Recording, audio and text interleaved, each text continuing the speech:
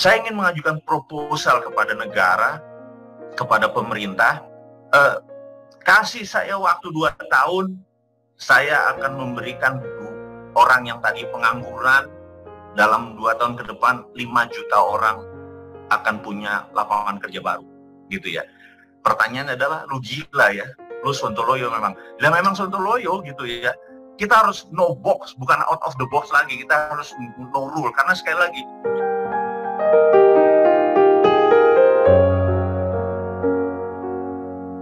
Bosman, menurut Bosman, kalau saat ini di pedesaan bagaimana cara menghidupkan BUMD? Ini BUMDes kali ya di pedesaan. Dan bagaimana juga Bosman bisa merangkul dan membuat marketplace buat produk-produk UMKM? Ini ada 2 pertanyaan. Silakan Bosman. Oke. Sebentar saya catat. UMKM marketplace. Oke, gini sebentar. Jadi sahabat semua tahu kalau saya punya prinsip ekonomi yang mempengaruhi bisnis model saya, yang mempengaruhi tindakan saya gitu ya. Saya ini anti negara berbisnis. Ini harus dijelaskan lagi. Negara itu regulator, pemerintah daerah itu regulator, bisnis itu operator. Berarti kalau BUMDes itu adalah dia operator, dia regulator, dia operator. Gimana bisa swasta menang melawan BUMDes atau melawan BUMN? Nah, sekali lagi, untung saya bukan bercita-cita sebagai politikus. Kalau saya bercita-cita jadi politikus, terus mau dikasih mandat kekuasaan, BUMN tinggal 5 dari 800. Bayangin.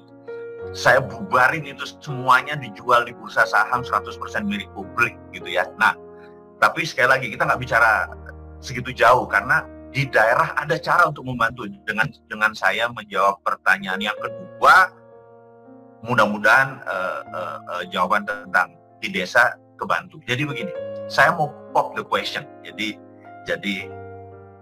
apa bahasa Indonesia pop the question, brother? Nembak gitu ya, mau nanya.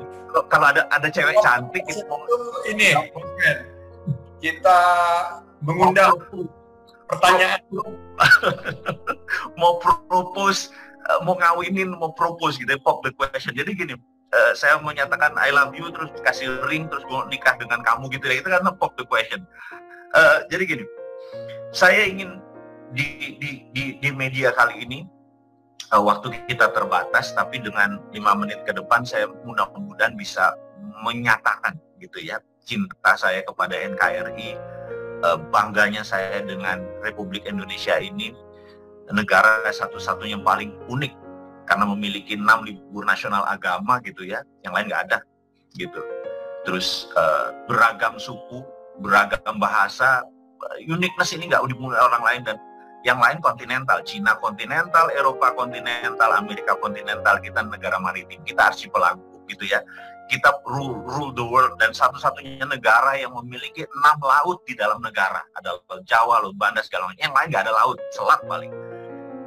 Unik sekali negara Indonesia ini, nggak ada samanya, dan ke depan peluangnya menjadi menarik, karena sekali lagi, setiap tadi threat, pasti ada peluang. Nah, kita mau bicara dengan skala adalah ini ada peluangnya. Begini, saya ingin mengajukan proposal kepada negara, kepada pemerintah, anggap chief, saya selalu menyebut chief SU ini sebagai chief karena sebentar lagi dia sebagai chief in command gitu ya. Kasih saya waktu 2 tahun, saya akan memberikan orang yang tadi pengangguran, dalam 2 tahun ke depan 5 juta orang akan punya lapangan kerja baru gitu ya. Pertanyaannya adalah, lu gila ya, lu sontoloyo memang. Dan memang sontoloyo gitu ya. Kita harus no box, bukan out of the box lagi. Kita harus no rule, karena sekali lagi, sekarang ini kita menurut saya di wartime. Jadi economic at crisis, economic at normal, economic at war, itu beda strateginya. Jadi kalau di economic at crisis, Pak Rizal Ramli sudah membuktikan di zamannya Pak Gus Dur. Economic at normal, Ibu Sri Mulyani sudah bisa mengendalikan di zamannya awal kemarin. Tetapi sekarang begitu Presiden Trump menjadi presiden 2017, dia anggaran militer naik jadi 700 billion dan sekarang 1000 billion atau 1 triliun dolar. Can you imagine semua negara anggaran militernya dijumlah gitu ya. Misalnya Indonesia anggaran militernya Pak Prabowo 140 triliun, itu sekitar 10 billion dolar. Amerika 1000 billion, kita nggak ada apa-apanya gitu ya. Nah, berarti memang negara itu cinta perang gitu ya. Nah, apa yang terjadi saat ini, Trump memang mengatur dunia ini dengan economic at war. Nah, sayangnya ekonomis Indonesia itu tidak paham ekonomis at war. Jadi Anda nggak bisa di keadaan normal bergerak bahwa ini adalah kondisi normal. No, saat ini sangat anomali. Saat ini adalah economic at war. Karena itu lihat video saya, lihat sosial media saya ngingetin, wahai pemimpin pejabat negara, Anda bukan normal kondisinya. Kalau sekedar resesi turun 10%, kontraksi 20%, normal caramu bisa intensif pajak segala macam Anda bisa lakukan. Pak Ketua, saya kalau bisa bicara dengan Pak Presiden, bos, ini at war. Orang-orangmu ganti semua kalau perlu. Kalau perlu pemain cadangannya masuk gitu loh. Kalau kita lihat, oh ini kayaknya lagi injured nih, lagi begini segala macam. Be realistic, change your team, gitu ya. Jadi bukan sekedar ganti bisnis model atau strategi, oke, 4-3-2-1 diganti 4-2-4. No. Orangnya pun diganti, gitu ya. Ini pendapat saya. Nah, urusan timing, urusan siapa yang mengganti siapa, who do what, who get what, itu urusan Pak Presiden. Sekali lagi, saya, terutama adalah sisi private, sisi swasta yang ingin contribute. Caranya gimana? Caranya begini. Kalau saya diizinkan adalah saya minta ketemu sama Bukalapak, Tokopedia, mana marketplace lagi, GoFood, GrabFood dan lain sebagainya. Saya minta duduk satu meja, gitu ya. Saya akan tanya ke GoFood misalnya, bosnya kan Gojek kan, kamu kan punya 500.000 merchant, betul? Dan memang 500.000, saya pikir dulu 125.000, ternyata Gojek bilang enggak kami 500.000 merchant. Top 1%-nya, artinya dari 500.000 top 1%-nya ada 5.000 UKM loh itu, yang omsetnya bagus, yang benar-benar winning team. Misalnya saya kasih contoh, geprek bensu itu bagus, bakpia kukus itu winning team termasuk 5.000 yang top itunya gitu ya. Kalau mereka buka cabang misalnya 2 tahun ke depan, bakpia kukus Jogja buka di Banjarmasin, buka di Pontianak, buka di Medan gitu ya. Oke. Terus fundingnya bagaimana? Pertanyaannya begitu. Nah, semua sahabat tahu saya punya Santara Equity Crowdfunding, perusahaan yang didapat izin OJK pertama kali dan the biggest gitu ya. Jadi Santara gabungkan dengan semua tadi akan ketemu 20.000 best UKM. Nah, Santara adalah tempat fundingnya untuk UKM mencari dana. Jadi gini, ini saya mundur sebentar, saya lompat-lompat sebentar. Juli 2018 kita launching Santara. Nyari 1 miliar itu 3 jam sold out, nyari 2 miliar 3 jam sold out. Ada Arfah waktu itu, Arfah Barbershop, mau punya 50 cabang, pengen buka 3 cabang perlu 700 juta, 3 jam sold out gitu ya. Terus suatu hari kita disemprit sama OJK. Prit, OJK menyemprit. Kartu merah. Saya bilang, loh kok kartu merah? Pelanggaran. Saya bilang, pelanggaran apa? Kami kan main kasti, nggak main baseball gitu loh. Sementara peraturan itu kan baseball gitu. Nah, kami nggak main bola gitu dan lain sebagainya, itu cuma beda aturan. Tidak ada aturan mainnya. Terus saya bilang, bos, kalau di Singapura, di negara modern, begitu sebuah bisnis tidak ada peraturan, maka masukkan kami ke regulatory sandbox. Anda cukup ngawasi aja. Oh nggak bisa gitu ya. Akhirnya kita ketemu personal, berhadapan bukan sama pejabat. Saya bilang, kami kan nggak ada peraturan, bos. Di agama saya Islam itu semua halal kecuali yang Allah haramkan gitu ya. Kalau OJK ini jangan-jangan semuanya haram kecuali yang dihalalkan oleh OJK. Lu lebih hebat dari agama gua, saya bilang gitu waktu itu ya. Ini pendapat pribadi. Nah, akhirnya saya emosi ya, maksud saya emosi itu gini banget sih mau nolong. Kalau Anda punya aset 50 miliar, 100 miliar, kalau mau cari pendanaan kan bisa ke IPO, listing di bursa, bener nggak? Kayak brother Sandi punya banyak gitu. Tapi kalau Anda punya cuman cabang 30 biji semuanya nyewa, mau buat cabang ke-5 lagi, jaminannya apa? Nggak ada, ke bank nggak bisa, IPO nggak bisa. Begitu, terus kemana? Saya bilang, itulah kesantara ke equity crowdfunding gitu. Tapi peraturannya tidak ada gitu ya. Jadi teman-teman Santara yang baik-baik ini pada melakukan lobby. Saya kan orangnya orang Jawa Timuran, banyak emosi aja gitu. Saya lapor ke salah satu senior saya, Pak Dahlan Iskan. Saya bilang, ngapunten bos, saya ngadep. Saya bilang, Anda pernah nyelamatin saya minta lagi. Saya berdua Pak Imawan. Saya bilang, Pak, saya pengen gini. Dia cerita, oh gini mas, udah listing berapa? 18. Aduh, kalau di atas 100 mungkin saya nyaman katanya. Karena kalau 18 ke bawah 100 itu metodenya belum proven. Terus gini deh, kamu ke Cina. Nah, Pak Dahlan kan apa-apa Cina kan. Karena terus dia bilang, di Cina itu ada Shanghai Stock Exchange, itu seperti Bursa Efek Indonesia. Tapi ada Shenzhen Stock Exchange, itu Bursa Efek UKM katanya gitu. Kita ke sana 3 minggu bersama teman-teman semua mempelajari. Bener, 20.000 lebih UKM itu pendanaan dari sana. Nah, cita-cita kita kan pengen buat begituan gitu ya. Nah, terus bagaimana kok izinnya nggak ada gitu? Jadi teman-teman cara formil, saya biasa cara nakal. Kan pengusaha harus nggak ada matinya. Pengusaha kayak brother Sandi ini punya cara ribuan gitu ya. Saya mikir aja. Terus Pak Dahlan bilang, kami dulu JTV itu punya masalah. Waktu kami buat TV lokal, itu nggak boleh, TV itu harus nasional. Akhirnya Pak Imawan katanya gitu, dia tunjuk timnya dia. Ini menuntut negara, perbuatan yang melanggar hukum dilakukan negara, gitu ya. Wah, saya bilang menarik nih. Jadi saya harus menuntut negara.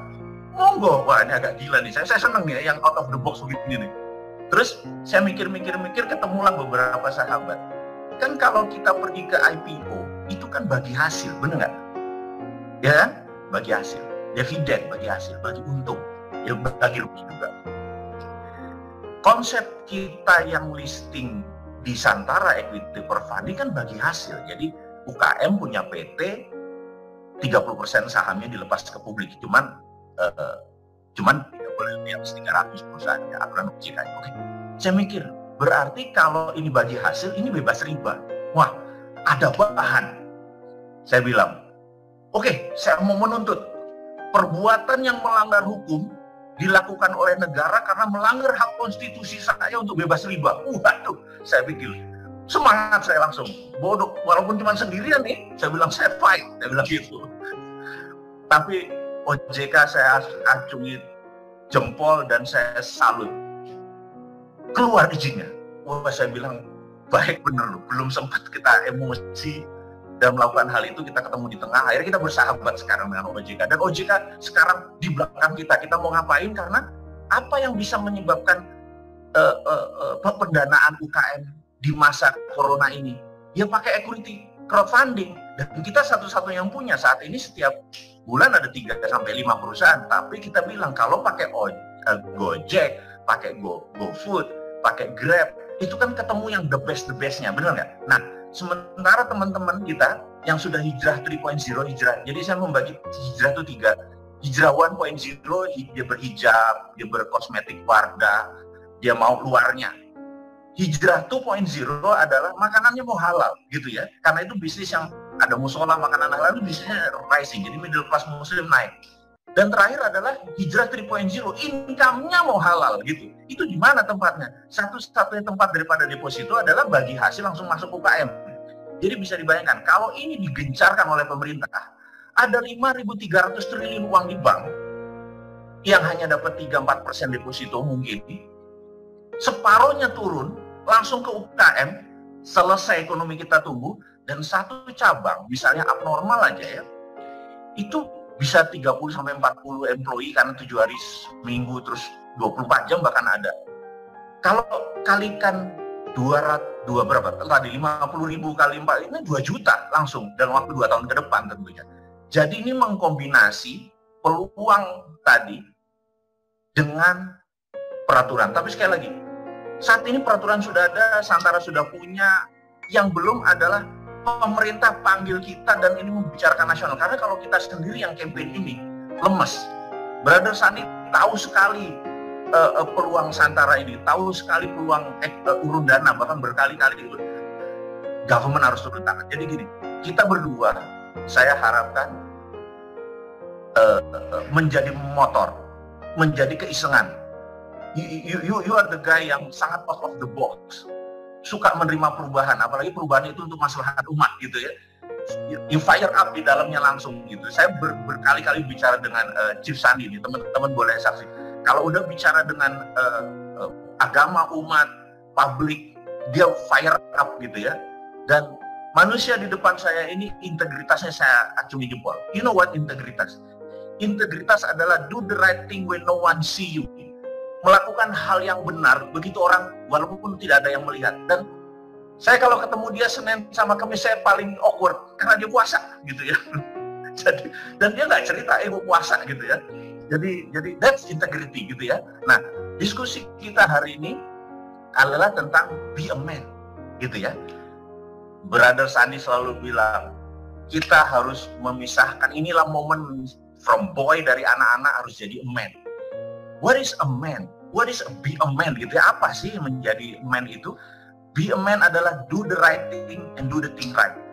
A man, seorang man gitu adalah mereka melakukan hal yang benar dengan cara yang benar. Inilah momen untuk government atau untuk pemerintah do the right thing, be a man. Dan kita bangsa Indonesia juga sama-sama gandengan tangan, kekuatan berjamaah, gotong royong, be a man bersama-sama. Saya yakin, maaf ngomong ya, mungkin kita harus fight. Unilever bisa keluar dari Indonesia. Semua big multi company bisa keluar karena UKM tumbuh gitu ya. Saya rasa saya ngomong kebanyakan nih brother. The floor is yours. Inspiring ya, benar-benar terinspirasi. Dan yang terakhir itu betul-betul fire up saya bahwa sebenarnya Unilever nggak perlu keluar. Kita perlu kompetisi karena kompetisi itu membawa yang terbaik dari yang kita miliki. Inovasi itu keluar kalau kompetisi. Kita mampu untuk efisiensi kalau ada kompetisinya. Dan tadi mengenai BUMN itu pemikiran yang sama. Dan saya pernah ngomong pemikiran saya ini sama Bro Erick Thohir yang sekarang lagi tugas di BUMN, dan dia kelihatannya agak setuju-setuju juga.